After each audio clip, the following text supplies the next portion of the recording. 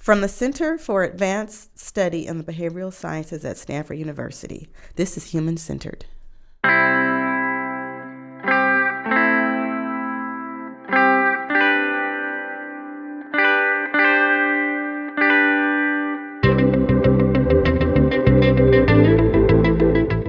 Our votes are one of our greatest sources of power in a democracy, and how we draw political districts determines just how powerful those votes can be.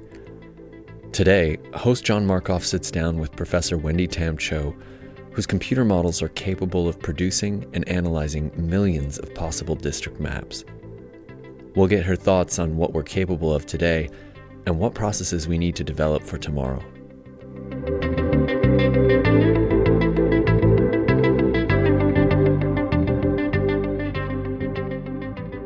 I wanted to start by asking about your path to your research interests now. I see a variety of interests going way back, and I've counted at least 5 professional interests, ranging from statistics to math to computer science to political science to Asian American studies. And so I wanted to ask what came first. That's a pretty hard question to answer. I guess I can start by saying nothing in my life has been deliberate. Literally nothing. I had no plan ever. And I think that's been actually why I've done what I've done. My parents aren't college educated, so they told me, we want you to go to college because those people go to college, they get money for nothing, and we have to work really hard. And so they told me, you go to college. But other than that, they never said study this or do that. They literally thought, you go to college and all this money is going to fall on you. So I went to college and I was already really happy because I thought I'd already, I was at the pinnacle. So I majored in math because that's what I loved. And I majored in political science because I thought it was interesting. But I had no plan, right? And so I did what I loved, and it just kind of came together. Where did your interest in math come from? I just love math. I think it's beautiful. I still think it's the most beautiful of all the things that I have ever studied.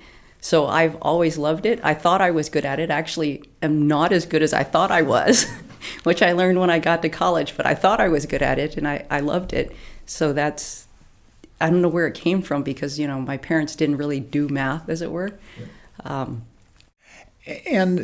at Berkeley, as an undergraduate, were you an applied math? Had you already discovered computing at that point? The computer science department was part of the mix? No. See, again, I have no plan. I majored in math, and I didn't know anything because I didn't come from, a background where my parents were telling me stuff, and, So I got there and I thought, I'm going to major in math. And so I looked it up and they said, you can be pure math or applied math. And I didn't know the difference. And so I said, I'll do applied. And then I looked down and I said, okay, so if you do applied math, you have to pick an applied field. And I'm like, okay, I never heard of that either, but let me see the list. And I looked down the list and nothing looked very interesting to me. And I saw computer science. And, this was in the 80s, it wasn't really a thing that everybody wanted to do computer science. And I actually didn't know what it was either. And so I thought, well, that looks kind of interesting. I didn't have a computer. I'd never coded in my life. But on the list was my pick. So I picked it, and that's how it happened. Let me jump all the way forward to your gerrymandering work.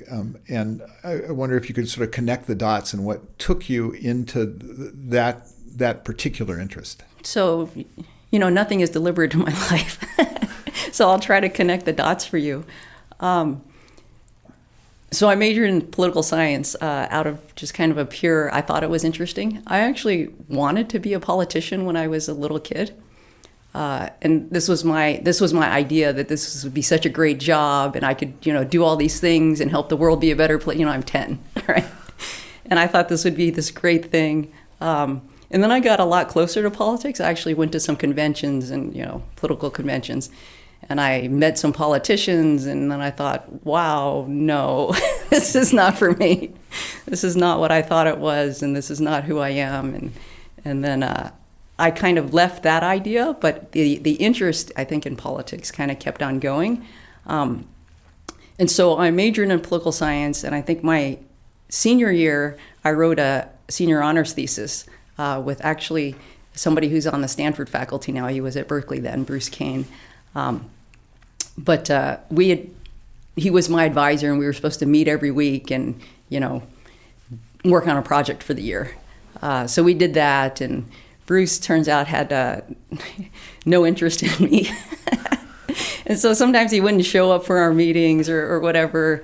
And and then sometime in, I think, February that year, I walked into his office with a T-shirt that had a colon and a parenthesis on it really large, like just really giant.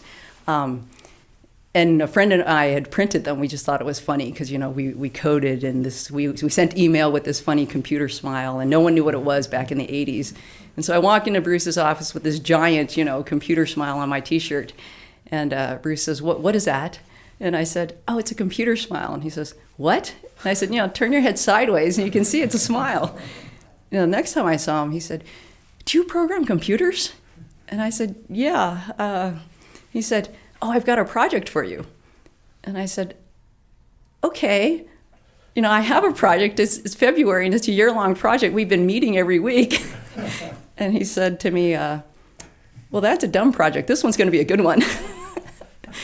And I thought, okay, well, you're giving out the grade, so what's your project? And he described basically a redistricting project to me. He said, I'm going to get you a bunch of data. You're going to write this code. You're going to see, what would be the consequence if we enacted these laws. And I said, okay. And he kind of laid out the whole project for me. And, I wrote the code.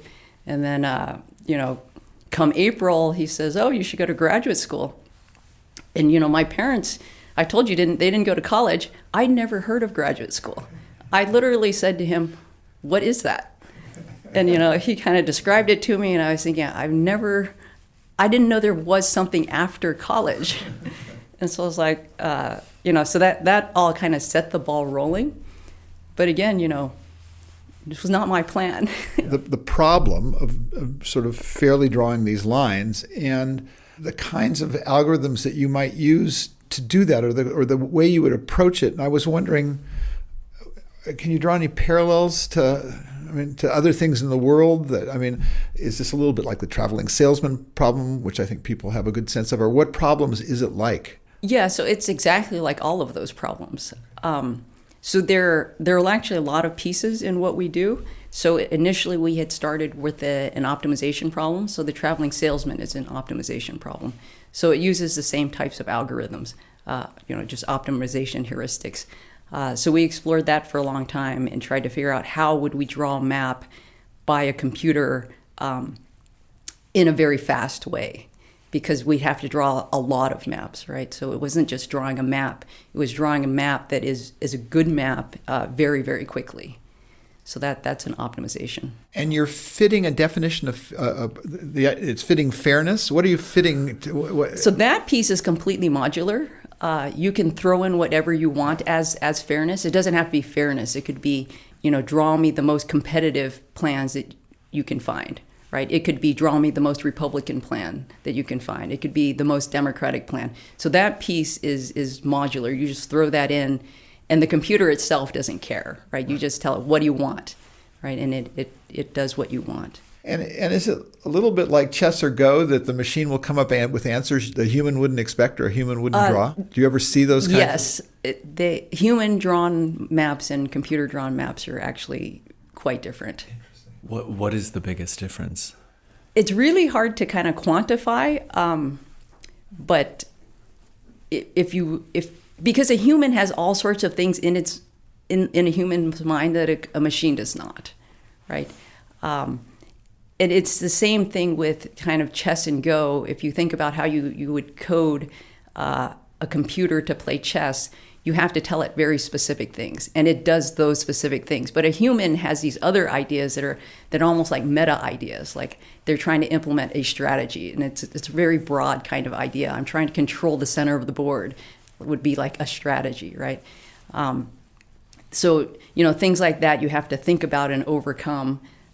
So like for a machine, for instance, for chess, I think if you try to teach it by showing it games from a grandmaster, one of the things that is kind of a funny thing is when you study chess that way, one of the things you notice is if you sacrifice a queen, that's a great thing to do because after you sacrifice a queen, apparently you win the game right after that. And so a lot of the early chess machines was like, oh, I'm going to sacrifice the queen now. Wait, what happened? Why didn't I just win the game? So it's the same kind of idea. Let me jump again to ask about context. Where are we now with more recent Supreme Court rulings and the ability to use tools like yours? We'll get into that in a second, but I just sort of take us up to the highest level about where we are in the redistricting question.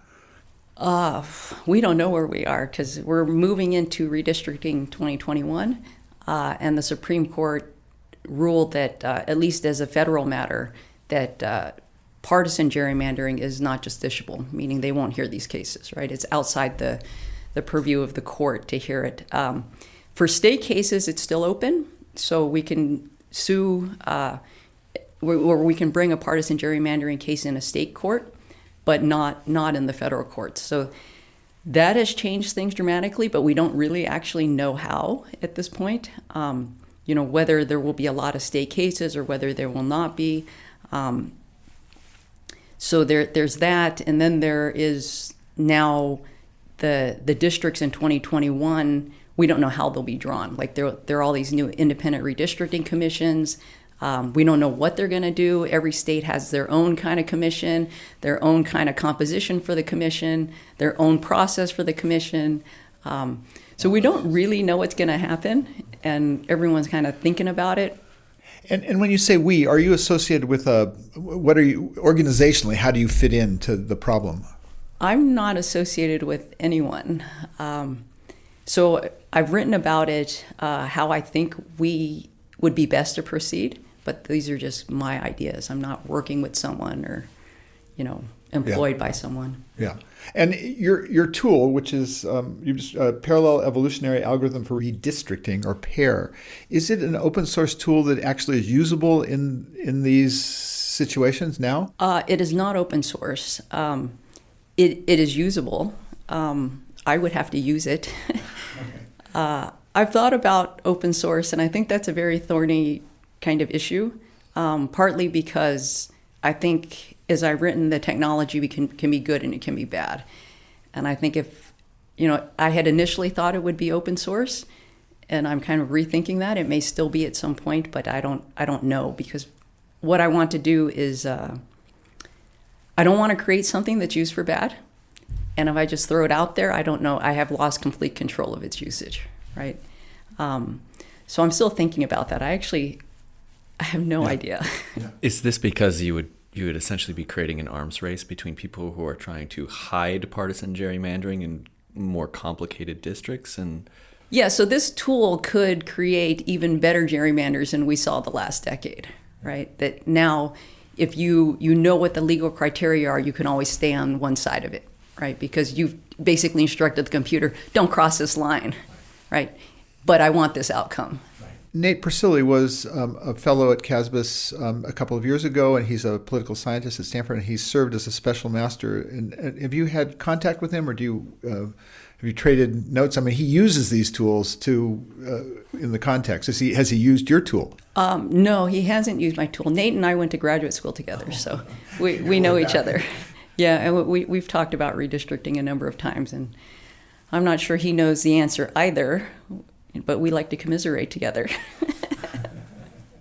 I was just thinking about your notion that you've built a tool that basically you squish a bunch of human values on top of, and it takes that advice or guidance and it outputs a map.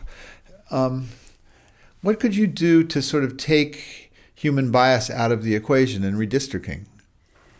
Yeah, so that's a pretty hard thing to answer. I think the idea is it's not the algorithm that would take out the bias, it's how it's used. So again, this idea that technology is neither good nor bad, and that what we need to do is formulate a process that would work, right? And so I've written a little bit about that, but I'm still thinking about that. And I think my main idea is that the humans and the machines have to collaborate, right? That the machines are really good at producing lots of maps so you can understand what could happen. And if you understand what could happen, then you can, that'll give you an idea of fairness, right? Like 12 Republican seats is way out and this isn't really fair, or at least you could think of it as not fair, right? Or you can argue about whether it's fair or not. At the same time, having 12 Democratic seats would also not be fair. And then so you could, if you had all this information, then I think the humans can then deliberate about it. Because I think in the end, it has to be human deliberation. It can't be, tell the machine to do something and the machine comes up with something. The machine can do that, but I think the humans have to go back and say, okay, is that fair? And what is our notion of fairness? And then bring in maybe other people who, might have another notion. Like you got to bring in the minorities. Maybe it's the Republicans and the Democrats talking, and they've left out the minorities, or they've left out, people who think we should actually just have competitive districts, or there are all these different notions, and I think they have to be discussed by humans. You outlined in a talk I saw you give these situations in states, one of the parties will have 49% of the vote and 72% of the representatives. What about simply mandating that the algorithm those two numbers must match, and then working it from there backwards? Wouldn't that be a democratic and fair outcome? You mean to have proportional representation? Yes. Well, there's a reason we don't have proportional representation. I mean, if we wanted that, I think you could mandate that, but that's not what we have. And one of the reasons we don't have that is because it's actually very bad for minorities. And so we've moved to districts largely for minority representation. And so, you can go back to PR. I think we actually just go back to PR. People would say, oh, that's why we don't do that, right? And the Supreme Court has said over and over again, we don't have a system of proportional representation. So there are reasons for that. And I think, if you think about it and you look at the maps and you go through it, you'll see that actually is not necessarily, the top criterion. Do we have the ability to compute solutions for proportional representation while maintaining minority protections? Yeah. So you could use it in a computer. You could say, how close can I get to PR? And in addition to that, I want to make sure I have these minority districts in place. And then in addition to that, the point is a computer can kind of sit there and take lots of interest and tell you, yes, you can do it, or no, you can't. Because a lot of these are competing interests, right? I think it took the Democrats a long time to figure out that, some of the early lawsuits, I think, for racial gerrymandering, people noticed that the Republicans would side with the minorities and say, yes, more minority districts for you, because that meant more Republican districts. And, then it's like, oh, okay, I didn't know that those were competing interests, and they figured out those were competing interests, and then they decided maybe we should think about this a little bit more. What would be more fair? Do we really want to give up Democratic districts for minority districts? And sometimes minorities would say yes, and sometimes they would say no, because they weren't sure if having a non-minority district and just a Democratic one was fair to them, right? Even though maybe they were going to elect a Democrat, they wanted actually a minority legislator. So this sort of third component of, so you start with some values, plop them into the computer, it produces some results, and then you have this sort of review where people are saying, okay, what do we think about this? Are enough of the people involved in that process educated in the language of these models to kind of understand what's going on and trust them? And how do you explain to a Supreme Court justice, the veracity of these modeling procedures and things like that? Well, that's pretty hard, I think. And does it require them to understand it in order to trust it? I don't think it really requires them to understand it. A lot of the work is built on mathematical theory, and that mathematical theory has been written up in a mathematical way, and it has been peer reviewed by the people who do that kind of work, which is the way I think it has to be done, because the mathematical theory behind these models, I don't think needs to or should be reviewed by a Supreme Court justice. But I think they should trust the scientific community in that regard. I think that's the way it has to proceed. It just, the scientific community who does this kind of work needs to do the peer review of it. In your Nature essay, you were making the point that computers are impervious to the lure of power. And as I began to think about that, I also began to worry that they can equally be used as instruments of power. Yes. In fact, they frequently are. And I'm not even quite sure the question to ask, but it's clearly, we're sort of in this Larry Lessig code is law kind of world in which everything is being mediated by these algorithms, everything in modern life. And it obviously can be used for good and ill. Are we right back where we were before, except surrounded by algorithms? No, so here's where I get back to my point that what's really important now is for us to think about process, right? It's not just the machine, it's how we use the machine, right? And then we have to set these processes into place where the technology then produces a good outcome versus just having the algorithms out there and then like everybody can use them. That's not a good process, right? There's not enough regulation there around what is being done and how it's being used. And I think we have to think long and hard about that. And I'm not sure people have gotten to that point where we're thinking long and hard about that. One of the big fights within the battle over voting machines and using electronic voting machines, is the value of a paper trail. And I began to wonder if you've thought about a paper trail for algorithms just generally. Well, there is a paper trail in that there's the code, right? It's there, and it's very specific, right? There's no ambiguity with what is it doing when you can see exactly what it's doing. It is true, it's a little bit hard to read, and there's a lot of code, but then we have to go back to this idea of what has been written and peer reviewed, right? You've written an algorithm and you say it does this. Does it really do that? That has to be peer reviewed, right? What is the outcome of doing it this way? Does it actually produce a sample? Does it not actually produce a sample? What are the characteristics of the maps that it produces? Can we actually, have some theoretical basis to believe that?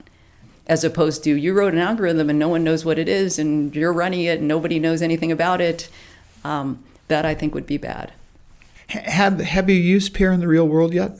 Has it been used for any political redistricting activity?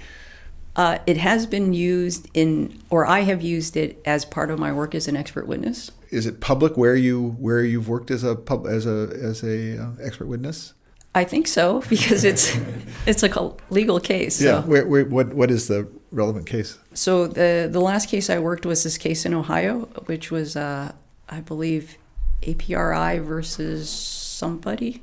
Basically, whether the congressional districts in the state of Ohio were a partisan gerrymander. And how did the ruling come out on that one? So it was a 3-judge panel, and they ruled that it was a partisan gerrymander, and then it was appealed to the Supreme Court, and then the Supreme Court said it's non-justiciable, so then it was over. Yeah. I was stunned in one of your talks. You mentioned this, the reality that 90% of the members of the House of Representatives are reelected as an example of how uncontested American elections are as a rule. And yeah. That was sort of working backwards from the way things are set up, I guess. Yeah, so that's not entirely redistricting, but it's largely can be attributed to things like redistricting. How would redistricting change that? Well, one of the things redistricting can do is, produce very safe seats. So, like in Ohio, the last, decade, the seats were very safe. So, they would be won by very large margins, and they don't necessarily have to be drawn to be won by large margins. Sometimes the parties actually like that because, they want to know how many are they going to get, and if they're safe, then that's how many they get, right? So you just kind of set that out at the beginning, and then you're done with it. Earlier you said we don't really have the process in place to do this stuff very well, and I'm wondering, what would it look like if we did? Would it look like more cases in courts? Would it look like centers of... I think ideally we avoid the courts, because that means somebody's unhappy, right? And very unhappy. So I don't know what we're going to do going into 2021, but my ideal process is that the technology would bring in more actors, that more people could participate in the process. So I don't know how that will happen. I actually have no idea. But one of the ways it could happen is if the politicians first decided maybe they were going to do something where they would say, we're going to use a computer and, these are the kind of inputs and we're not even going to input it. We're just going to have it, done and everyone's going to know the information. And then we will deliberate and you can kind of hear us deliberate and do that. I think that's unlikely because they control the process and they don't need to do this. And so, there would have to be some reason to convince them, let's do this other thing, that's more fair or whatever. But even if they don't want to do it, I think if the technology is out there and we have some process for doing it, then we could actually just know, not necessarily the politicians, but everyone could kind of know, this is what the general parameters are, maybe not the exact map, but the general parameters of what, a bunch of people think would be, should be considered can happen, right? In this state, we can have a map that has these kinds of characteristics all in one map, right? And that would somehow constrain then the politicians. It's, because everybody knows. In the last decade, nobody knew. And then they would come back with a map and they'd say, that's the fairest map we could draw. We worked really hard and that's the best one we could get, right? And they would just say that and you'd look at it and be like, really?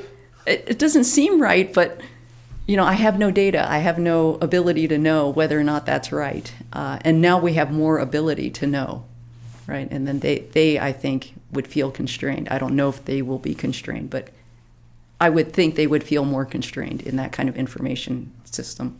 Before we go, do you have a book or paper you've read recently, maybe related to this or not, just something you found captivating?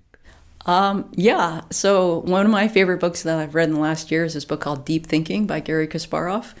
I think the subtitle is Where Machine Intelligence Ends and Human Creativity Begins. And I really like that book because so it's his reflections on his game with Big Blue, where he lost to a supercomputer, and it was like the first time that a grandmaster lost to a machine. So he reflects upon that game. So if you're at all into chess, it's a great read, just from a chess perspective. But if you're not into chess, he talks a lot about just how he thought through the game and what AI is becoming, because a lot of what AI is becoming has started with chess. Right, this was like the test bed of AI. John McCarthy, right here at Stanford, did early chess playing programs. Yeah, so what's really interesting is Kasparov, who I think is not a coder at all. When you read it, he just nails that AI stuff. It's as if you were talking to someone who writes the algorithms. And that was really fascinating to me because I started reading it mostly because my youngest son is really into chess. So I was like, I'll read Kasparov's latest book. And I was like, this guy has so many great insights about where AI is going, where it has to go, not just for chess, but for society, in general. So it's a great read, just all around. That's a great suggestion. Thank you for spending time with us. Yeah, thank you.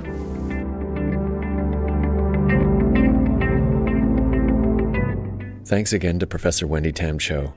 To learn more about her work, and you really, really should learn about these maps, they determine how your vote is counted. Check out the episode notes. We've put links to some great articles and papers on the topic. Human Centered is a show from the Center for Advanced Study in the Behavioral Sciences at Stanford University. Visit our website to learn more about the people and projects at the center by going to casbs.stanford.edu or follow us on Twitter at CASBS Stanford. Special thanks this episode to Drina Adams for the opening. From everyone at CASBS, thanks for listening.